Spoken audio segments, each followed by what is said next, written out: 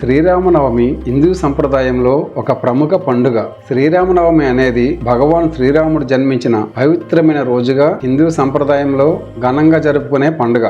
ఈ పండుగను ప్రతి సంవత్సరం చైత్రమాసంలో శుక్లపక్ష నవమి రోజున నిర్వహిస్తారు. శ్రీరాముడు విష్ణువు యొక్క 7వ అవతారం. ఈ కథ మహాకావ్యం రామాయణం నుంచి ఉద్భవించింది. దశరథ మహారాజు ఇక్ష్వాకుల వంశానికి చెందిన గొప్ప రాజు మరియు అయోధ్య సామ్రాజ్యానికి పరిపాలకుడు. దశరథ మహారాజు ధర్మపరుడిగా, ప్రజలకు తండ్రి సమానుడిగా రాజ్యం పాలించేవాడు. ఆయన భగవాన్ శ్రీరాముడి తండ్రిగా కూడా ప్రసిద్ధి పొందారు. దశరథ మహారాజు జీవితం ధర్మం, ప్రేమ మరియు త్యాగానికి ప్రతీకగా నిలుస్తుంది. అయోధ్య పట్టణాన్ని పాలిస్తూ ధర్మ పాలనలో ప్రతిభను ప్రదర్శించాడు. తన రాజ్యంలో ప్రజలు సుఖ సంతోషాలతో జీవించేవారు.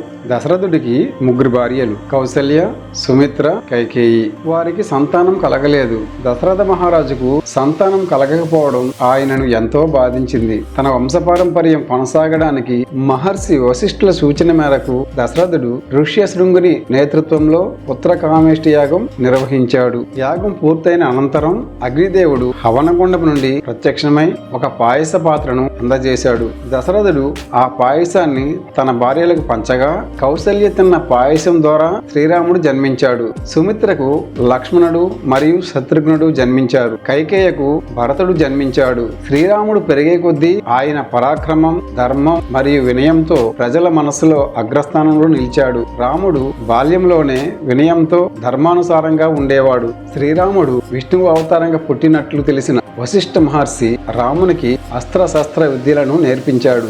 బాల్యంలోనే రాముడు మహర్షి విశ్వామిత్రుని ఆజ్ఞ మేరకు తాటక, సుబాహు మరియు ఇతర రాక్షసులను సంహరించాడు. అనంతరం జనక మహారాజు యొక్క రాజ్యానికి వెళ్లి శివధనుసును ఎత్తి తన పరాక్రమాన్ని ప్రదర్శించి సీతాదేవిని వివాహం చేసుకున్నాడు. దశరథ మహారాజు రాముని తన వారసుడిగా ప్రకటించాలని నిర్ణయించాడు. అయితే కైకేయి దేవి తనకు ఇచ్చిన వరాలను అడిగి రాముణ్ణి 14 సంవత్సరాలు అరణ్యవాసమునకు పంపించింది. భరతుడిని రాజుగా నియమించాలని కోరింది. దశరథ మహారాజు ఈ కోరికను నొప్పితో స్వీకరించి వాగ్దానానికి కట్టుబడి రాముణ్ణి అరణ్యవాసానికి పంపాడు. రాముడు అరణ్యవాసానికి వెళ్లిన తర్వాత దశరథ మహారాజు కుమార వియోగాన్ని తట్టుకోలేక తీవ్ర దుఃఖంతో మరణించాడు. ఆయన మరణానికి ముందు రామా రామా అంటూ చివరి శ్వాస విడిచాడు. దశరథ మహారాజు కథ నమ్మకాన్ని, ధర్మాన్ని మరియు వాగ్దాన పాలనను నిబద్ధంగా పాటించాలనే సందేశాన్ని అందిస్తుంది.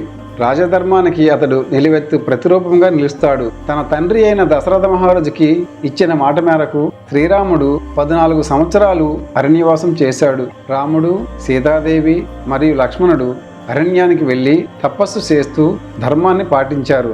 రావణుడు సీతను అపహరించగా రాముడు, హనుమంతుడు మరియు వానరసేన సహాయంతో రావణాసురుడిని సంహరించి సీతాదేవిని రక్షించి ధర్మాన్ని స్థాపించాడు. అరణ్యవాసం పూర్తయిన అనంతరం భరతుడు శ్రీరాముని తిరిగి అయోధ్యకు ఆహ్వానించాడు. భరతుడు శ్రీరాముని తమ్ముడు.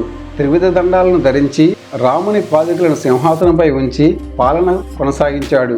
వశిష్ఠ మహర్షి మార్గదర్శకత్వంలో శ్రీరాముని పట్టాభిషేకం ఘనంగా నిర్వహించారు. వివిధ పవిత్ర నదుల నుండి తెచ్చిన తీర్థ జలాలతో రామునికి అభిషేకం చేయడం జరిగింది. సీతాదేవి రాముని పక్కన సింహాసనంపై ఆసీనురాలిగా విశ్రాంతి పొందారు. వేద పండితులు పవిత్ర మంత్రోచ్చారణతో శ్రీరాముని పట్టాభిషేకాన్ని నిర్వహించారు. అయోధ్య ప్రజలు ఉత్సాహంగా ఈ వేడుకలో పాల్గొని శ్రీరాముని ధర్మపాలనకు మద్దతుగా నిలిచారు. శ్రీరాముడి పట్టాభిషేకానంతరం జరిగిన పాలనను రామరాజ్యం అని పిలుస్తారు. ఇది న్యాయం, సౌభ్రాతృత్వం మరియు ధర్మానికి ప్రతీకగా నిలుస్తుంది. రామరాజ్యంలో ప్రజలు ధనవంతులు, సుఖశాంతులతో జీవించేవారు. శ్రీరామ పట్టాభిషేకం హిందూ సంప్రదాయంలో అత్యంత శుభకార్యంగా పరిగణించబడుతుంది. ఇది ధర్మపాలన, నిజాయితీ మరియు ప్రజా సంక్షేమానికి నిదర్శనంగా నిలుస్తుంది. శ్రీరామనవమి పండుగ ధర్మం, సత్యం మరియు సద్గుణాలను పాటించమనే మహత్తర సందేశాన్ని అందిస్తుంది. శ్రీరాముడి జీవితమే సనాతన ధర్మానికి ఆదర్శప్రాయంగా నిలుస్తుంది. శ్రీరాముడు ధర్మాన్ని కేవలం ప్రబోధించలేదు, తాను జీవించిన ప్రతి క్షణంలోనూ ధర్మాన్ని ఆచరించాడు. అందువల్లనే ఆయన్ను ధర్మమూర్తి, పురుషోత్తముడు అని కీర్తిస్తారు. శ్రీరాముడు స్వయంగా ధర్మస్వరూపుడు. శ్రీరాముని ధర్మసూత్రాలు మనందరికీ జీవన మార్గదర్శకాలు.